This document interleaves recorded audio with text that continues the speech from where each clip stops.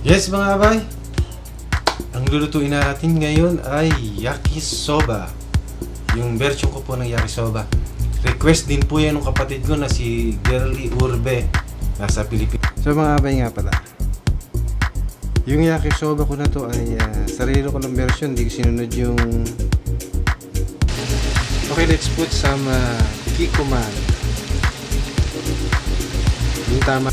Welcome back again mga abay. So ito na ang ating yakisoba.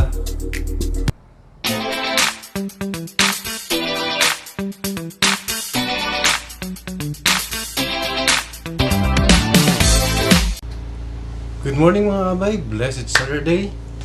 Welcome back again to another episode of my YouTube channel. So mga abay, maganda uli ang panahon ngayon, tuloy-tuloy na yan. It's positive 13, hanggang mamaya alas 3 po positive 17 siya.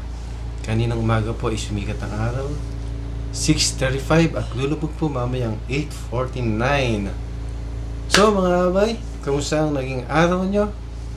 And bago po ang lahat ay word of the day, pinadala po ni Girly Pablo Urbe.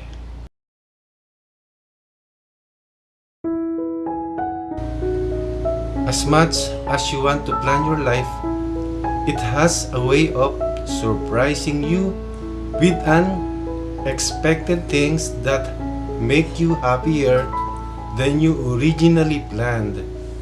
That's what you call God's will. Yes mga abay, ang lulutuin natin ngayon ay yakisoba. Yung version ko po ng yakisoba. Request din po yan ng kapatid ko na si Girly Urbe. Nasa Pilipinas po siya ngayon. Hi nga pala kay Rolly Urbe, yung asawa ng kapatid ko, nasa Kuwait po siya. Shoutout sa'yo and God bless. So mga abay, samahan niyo ako, magluto na tayo ng yakisoba. Let's go! Welcome back mga abay. May nagpiprito na doon. Ngayon papakita ko sa inyo yung gagamitin natin na yakisoba. Let's go!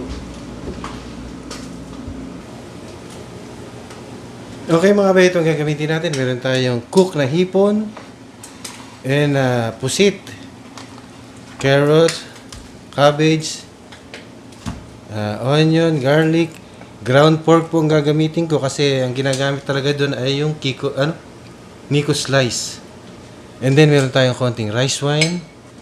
Lagyan natin ng konting kagat, chili oil. Siyempre kikuman, and then Shanghai noodles ang gagamitin natin, hindi Japanese noodles. So ang yakisoba po ay Japanese dish po yun. So let's go. Yan mga abay, pasensya na kayo din sa aking audio, medyo mahina kasi yung nabili ko mumurahin lang kaya kaya medyo mahina talaga. So mga abay nga pala, yung yakisoba ko na to ay sarili ko lang version, hindi ko sinunod yung sa pinapasukan ko dati yung Shinjuku. Kasi kailangan pa nito ng kikuragi, yung tinatawag na tengang daga. Mushroom yun, yung mga nakukuha sa mga nakukuha yun sa mga puno ng kahoy. Nakadikit dun siya, yung kikuragi kung tawagin. Tapos may Nico slice yun. Yung Nico slice naman mga abay, yun yung ano ba tawag doon? Yung pork liempo yun eh. So ito mga abay, panoorin nyo yung aking paggawa ng ba tawag dito? Sa squid ika pala. Ika ang tawag nila rito eh. Slice lang mga abay, ganyan. Ayun. Tiin natin sa gitna. Ayun, that's it. Yun na mga abay. Medyo kinapalang ko na siya. Mga abay, huwag na nating patagalin. Maglalagay na ako ng olive oil. Kanina ko po ito pinainit. Yung ating pan. Hindi po ito yung aking paboritong wok wokudya. Agad po tayo ng konting bawang.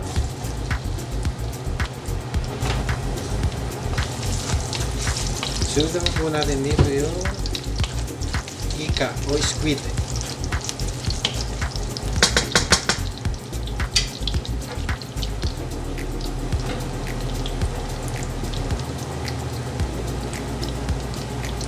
Ika. Ito po ay sarili kong version. Sariling pamamaraan ng pagluluto. Dapat malakas yung apoy.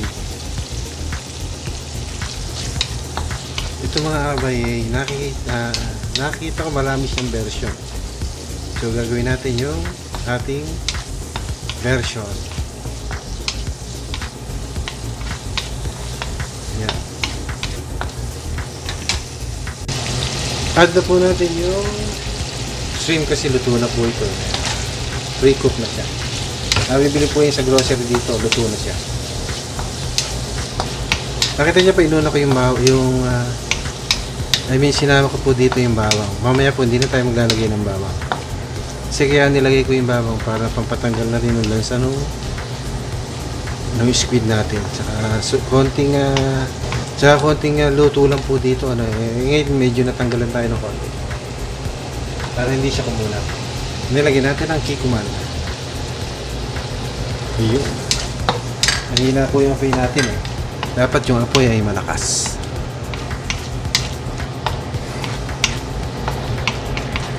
And then wala po tayong sesame oil. Gusto ko may sesame oil. Para din po itong teppanyaki kasi lalagyan natin ng rice wine.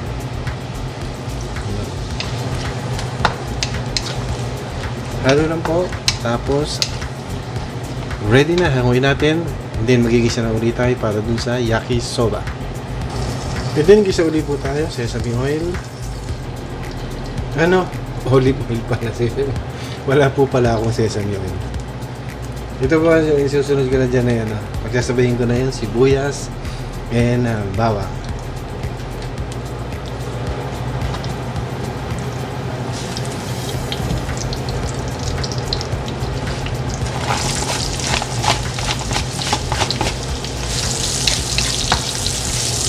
Nakita niyo po pinagsabihin ko na. Ito po yung aking pamaraan naman sa pagluto ng yakisoba. Susunod na po natin din yung gulay. Cabbage and carrots.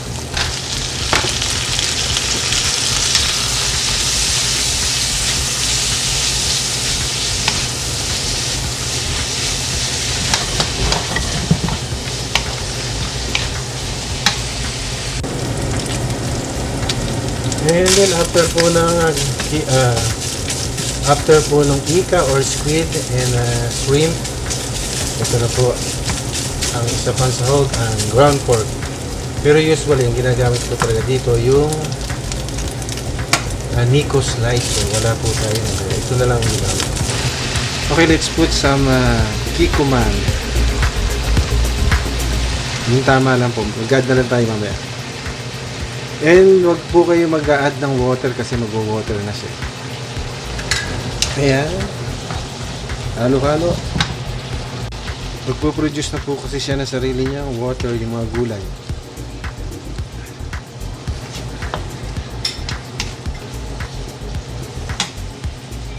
Rice wine.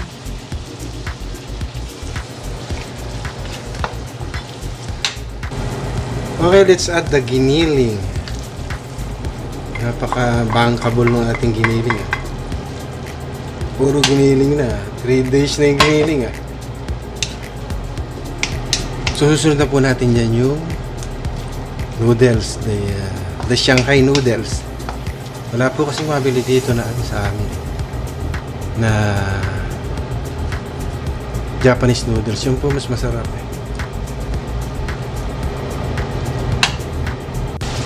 Add na po natin si Shanghai noodles sa yakisoba. Shanghai noodles pero Japanese yung ating niluluto So ayun na po. Halo-halo lang. Luto na po yung malambot yung Shanghai noodles So kailangan natin ng dalawang panghalo.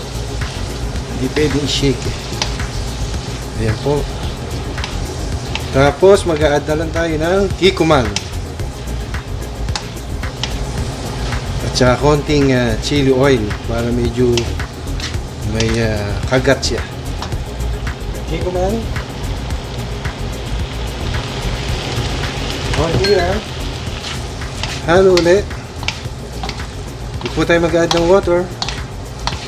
Pwede natin ilagay yung shrimp at saka squid. Ilang minuto lang po pwede na. So, napakadali lang po, ano? Yung aking version ng yakisoba.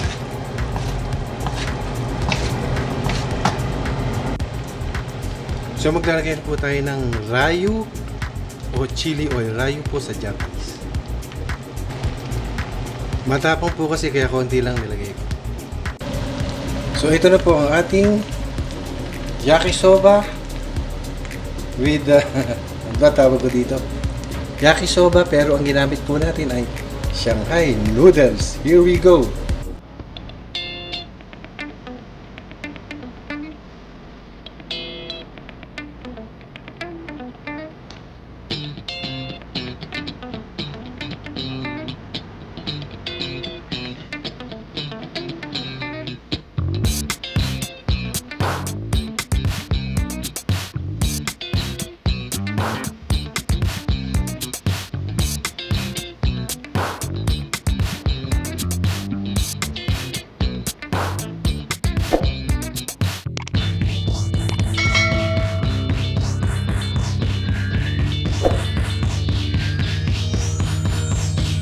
Welcome back again mga abay. So ito na ang ating yakisoba. Let's eat. But before, let us pray.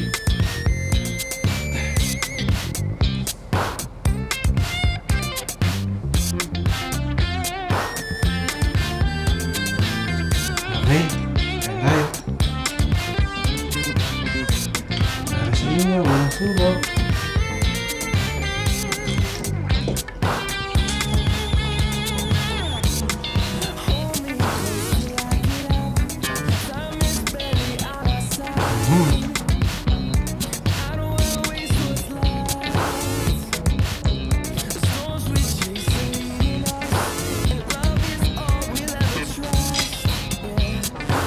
Wala sabihin mo yan. Yakisoba.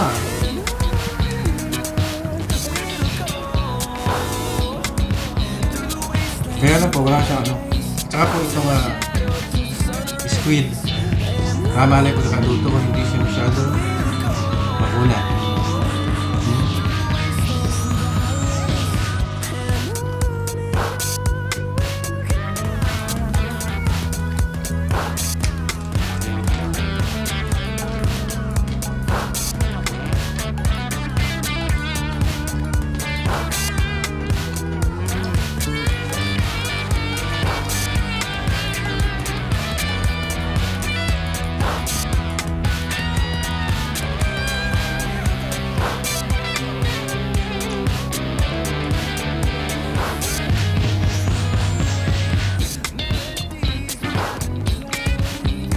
Try nyo po sa bahay nyo. Madali lang.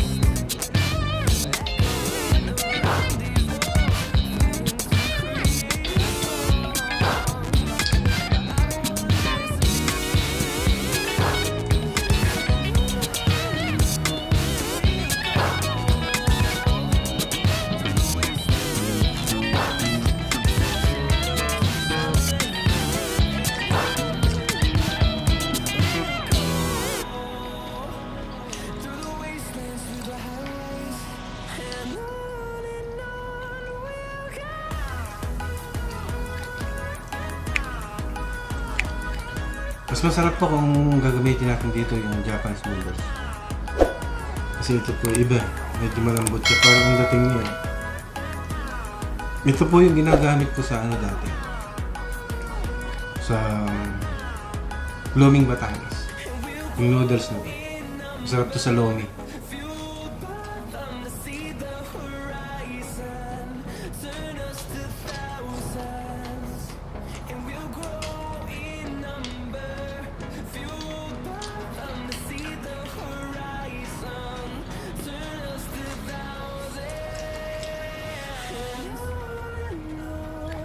Nung nagtatrabaho pa po ako dati sa Japanese restaurant Shinjuku, ito ay yung paborito ng ating yakisoba.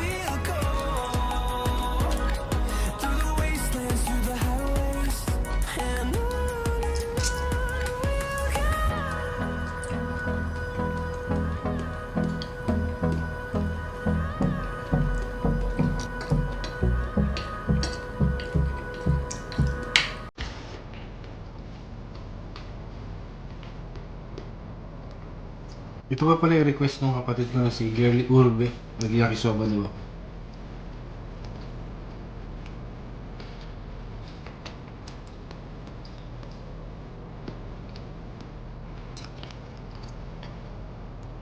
Thank you very much po pala dun sa mga bago natin kasama, mga bagong subscriber. Maraming salamat po at naging 149 na tayo. Road to 200 na tayo. Malapit na.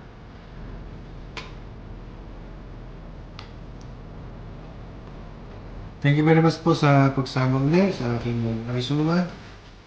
Ngayon, see you po. Ang sarap, naubos ko ah.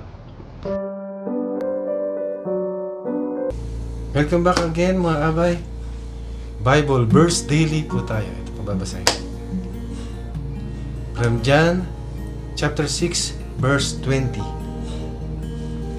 But he said to them, "It is I do not be afraid. Ako ito, huwag kayong matakot." Ano yung mga kinatatakutan mo sa buhay sa kasalukuyan? Tayong lahat siguro ay marahil natatakot sa pandemya at dumarami ang mga kaso ng COVID-19 at dumarami rin ang nasasawi at nagiging apektado ng sakit na ito. Isa ito sa mga pinanggagalingan natin ng takot o kaya naman takot tayong mawala ng mahal sa buhay. Takot tayong sa mga sitwasyon ng problema, mga pagsubok na patuloy na bumabagabag sa ating buhay. Sa mga panahon na hindi natin alam kung ano ang ating gagawin at tayo ay nilalamon na ng takot, lagi natin tatandaan na sinabi ni Jesus sa kanyang mga alagad at kanya ring sinasabi sa atin, "Ako ito, kasama niyo ako. Huwag kayong matakot." In the Lord, with the Lord, there is no fear.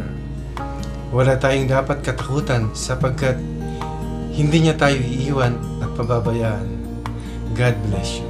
Susunod na po yung shout out.